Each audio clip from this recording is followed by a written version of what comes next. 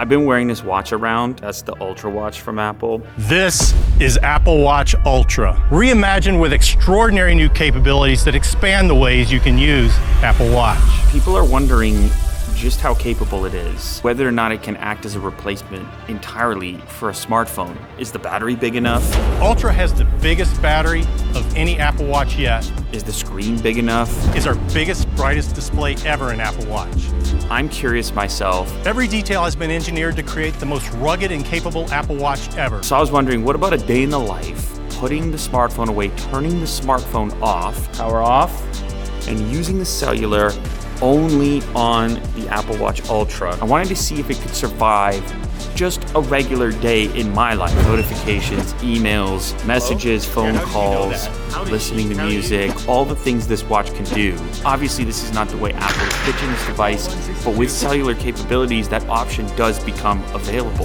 What if we try to replace a smartphone? Come along for the ride, check in with me throughout the day. Let's see how this battery's making out, and let's see where the pain points are. This is switching from a smartphone to an Apple Watch Ultra exclusively.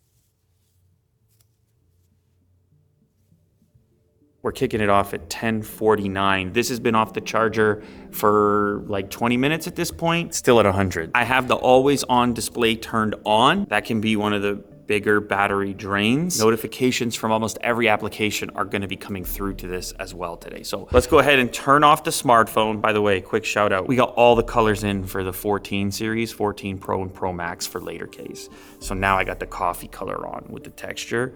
I'll put a link in the description. I just had to put that. I realize you haven't seen that one before. Power off. Night, night. No more phone for the day. Slightly terrifying. All right, so a key part of this video is connecting AirPods to the watch. We have the new AirPods. I was like, oh, perfect moment. And this is what's in the package. They're in the studio somewhere, but we had to find them now. And Will Do might be involved. That, by the way, that's not an accusation of any kind. He just might know where they are. So let's find him first. Hello? FedEx International Express will inform you for the last time that you have a parcel that has been delivered twice and no one has signed for it. Even switching to the watch doesn't save you from that. All right, it's 1:30 now. We're about to go get some coffee. Our battery life is 93% still. This is the easy part of the day. In studio, like I said, not hunting for cellular towers, on Wi-Fi. Once we get out in the world, which we're about to do right now, it's gonna start to stress this battery out a little bit more. So let's go do that. I have the Starbucks app, but can I still get the points and like the free drinks or whatever the rewards are for using the app? At least in the case of Starbucks, there is an app and you can pay with it. They'll just scan the barcode like they would if you had your phone. So this is another area where the watch is excelling at replacing the phone. That was seamless, but that's just the Starbucks, it's a barcode, right? It's not even a typical tap. Watch life, just another day. There's no phone with me, which is a little bit odd. Go in your car and don't bring a phone with you. We should at least have Bluetooth for our calls and stuff, because if you were daily driving the watch as a replacement for a phone, then you would want to have that function available. Failed. Bluetooth pairing not successful. Obviously, this is our first pain point. Our first roadblock. I'm gonna try it in a different vehicle, so we'll get to the bottom of it. Add new device, start search. No action over here. Okay, that looks like it's in pairing mode. Connected. No problem. Yeah, works perfectly fine with Pixel Buds. It's not seeing cars. Cars aren't seeing it. It looks like the same problem as before. You get the text on screen and it says confirm the text, and then you confirm, but then it just refuses to connect and kind of spins forever. For some reason, it's nerfed in the car. It's not designed to be paired with car audio. I would think that the audio system would be available as a Bluetooth audio system similar to the headphones, but that's not the case. In some circumstances, it will work with certain car stereos, but in the 3 different ones that I tried, it didn't work. I would like to formally submit my feature request to Apple. I don't know why this doesn't work, but if there's a way to make it work officially without any type of workaround on my behalf, that would be a welcome addition.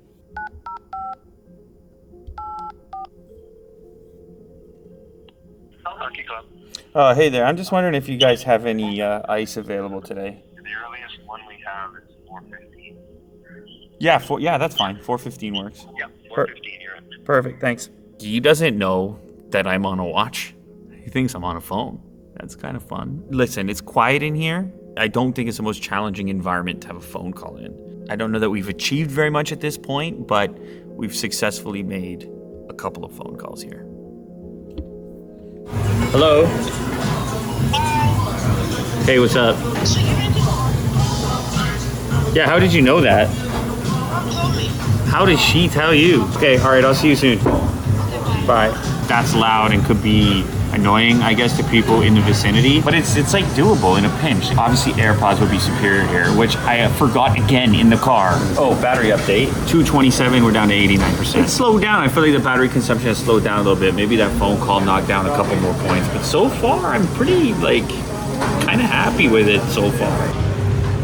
Damn, actually, the burger looks pretty good too right now. Yeah. Ready? I mean, I'm not surprised by the payment part. There's one more thing you can do with your watch in 2022 with no phone present at all. Hey Siri. Hey Siri.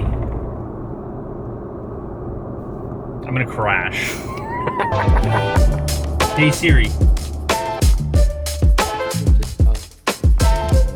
Another activity that is pretty typical around here is shooting thumbnails. This one's a little bit interesting. I think you'd agree. Check that out. Prototype. AirPower. The biggest Apple failed product. Go watch that video if you haven't yet. We couldn't track down the AirPods, and then Mo was like, well, Will's definitely involved in the disappearance of the AirPods. And I was like, all right, whatever you say. We call up Will. He's like, I am absolutely not involved in the disappearance of the AirPods, at which point Mo opens a different drawer, one of his favorite drawers, and he does track down the new AirPods. They are very similar looking to the previous generation of AirPods. We do have the later case on the new and old AirPods. There it is. Noise cancellation is some serious stuff on here. Very granular tuning of the crown here for volume adjustment. Headphones sound good. Wow. The noise canceling is better now. That is impressive stuff.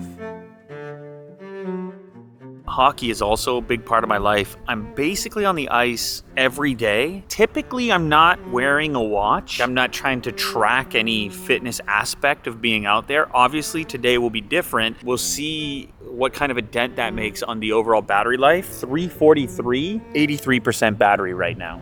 Now, since this is the Apple Watch Ultra, you have this orange action button, which is user configurable. This just brings up a bunch of typical workouts, and you'll see none of them say hockey. You go to the add workout section, and they actually do have it right there. Now it's ready to go. I'll click the action button and go straight into hockey, since it's a frequent activity of mine.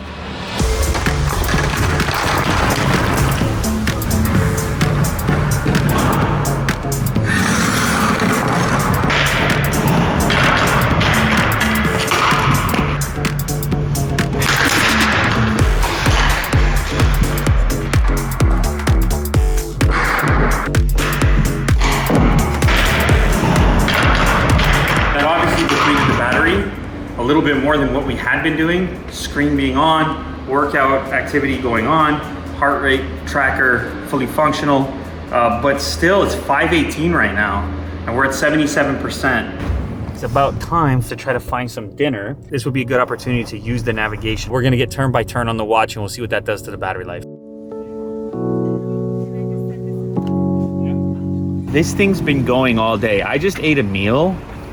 I feel fantastic. I had the entree, I had the appetizer, I had the dessert and the beverage. And I had the hot sauce as well. And the watch has just been in the background. I did get a couple texts, 64% battery, 7:44, 64% battery. This whole thing, this came off the charger at 10:30 a.m. We shoot videos on iPhones now.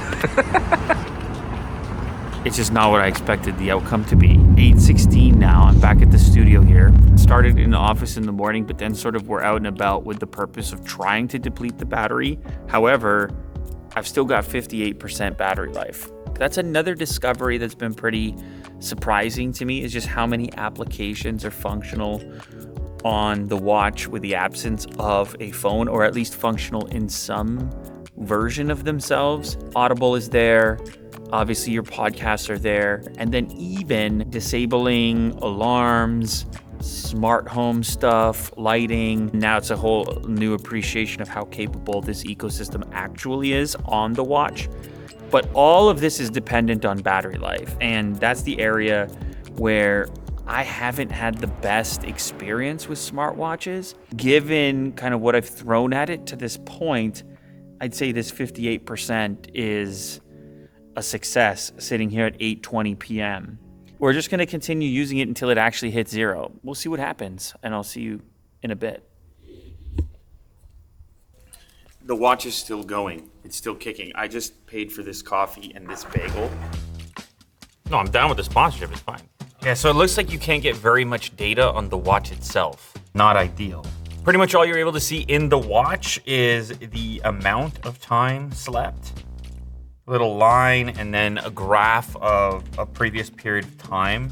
Obviously, if I was in the app on the phone, I would have a totally different interface, which would show me a lot more information. It's not ideal. This marks roughly 24 hours since this was originally taken off the charger at 100% battery. So we have crossed the 24-hour threshold. 22. Still going here, and I've been listening.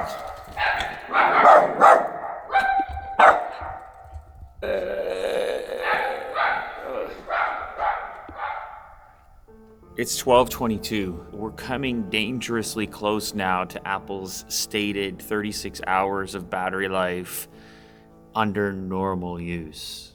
This has been abnormal though, because they expect it to be in proximity of a phone most of the time. My phone has now been off for 26 hours.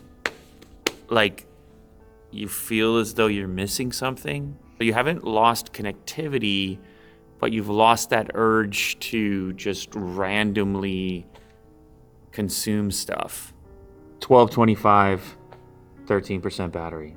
This is a high-end device designed for work and for people Meta who want Quest the best Pro. experience that we can build today. Pre-order today. We're really excited to get We this. have finally dipped below 10%. Dun dun dun. 9. We're in the single digits. There is a kind of range anxiety going on where I was just out and I was like, I can pick up a coffee. And then I was like, what if I go to 4 and 2 and I'm trying to pay for things and my phone's not there. In reality, you start thinking about charging it again at something like 15 to 20%. So in most cases, you'd be plugging it back in at this point. Workday continues. You're on my watch right now, and so like it's a public phone call, like Mo's listening. I'm trying to run down the battery still. The battery hasn't died on this yet. Okay, sounds good. 7. It's 4 o'clock. Holy. This the watch that never dies. Update. Okay, so I just published the Hummer EV video. If you didn't watch that, go watch that. Go watch that video. I'm giving you a serious look right now. I put out the Hummer EV video. I answered a couple of emails and I sent a couple of texts on the watch itself. No phone in sight. watch life living on its own. I think we have like 2 hours left. My battery's 3% after that endeavor. I also turned off Wi-Fi, as you can see there, in order to run down the battery more quickly, which it does ever so slightly. I don't know how many people are prepared to completely replace their phone with a watch. And I don't think it's many, but I think some are just curious about what that life would be like. I've taken phone calls, I've sent and received text messages, I've used it for navigation, I've used it for fitness tracking, I used it for sleep tracking last night, and I've listened to music on the device using AirPods. Pretty much everything you can do on here, I've done. My biggest takeaway is just the psychological aspect of not having a phone around you. When I got home last night, there was no phone nearby. When I woke up this morning, no phone nearby, nothing to reach for, no time to kill, no scrolling of anything. I had my communication on my wrist, and I just sort of got to my activities more quickly without having a thing to reach for. The psychological adjustment of not being a phone person, the lack of having that physical object with me or nearby, the warm blanket of the smartphone within reach. You don't realize how important that is to you and how comfortable we've become with our reliance on that object being nearby. Listen, this is a real possibility that if you wanted to do some type of digital detox, but yet you still wanted to have many smart features and you were curious about doing it with a wearable, the Apple Watch Ultra can definitely do it. I hope you enjoyed this experiment. I think I have. I think this thing exceeded my expectations. I didn't expect it to do what it did. We're at 2% right now. I think we can cut it there. I'm impressed.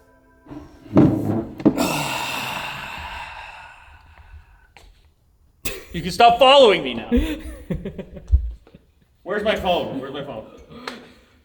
Oh yeah, you need your phone back now. Today's episode has been sponsored by Vankyo, the V700W Performance 1080p Full HD projector, 420 anti-lumen brightness, Dolby audio. This little baby comes in around $299. Plus you get this stylish carry bag. If you buy this, you get one of these too. 1001 contrast ratio, immersive 360 sound, bi-directional Bluetooth 5.1. Here is the projector. 4.92 pounds. That's like the weight of a laptop. You also have controls right on top. Power connection, power switch, 2 times HDMI, audio out, 2 USBs. On the bottom, we have a little screw level. So you can level it out, get the angle you're looking for. It also looks like it has a couple screw holes for mounting in other ways.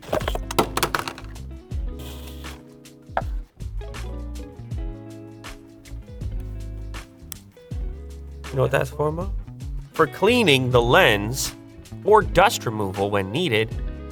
Please keep them well for future use. Your remote, important buttons for nav, okay, a mute switch. It's kind of like a sheet, but it's a little bit stretchier. 3M clips included. I presume this is for hanging this up. 2 times 5-watt speakers. Oh, the other cool thing is it's bi-directional Bluetooth 5.1. You can either receive a Bluetooth signal from here to a headset or a wireless speaker you want to use, or you can send content to it via Bluetooth if you want to play something on here from your phone, for example. You can also adjust the screen size anywhere from 49 all the way up to 224. So thanks again to Vankyo for sponsoring this episode. If you are interested in this projector, be sure to check the description for all the relevant details and, of course, a link to pick one up.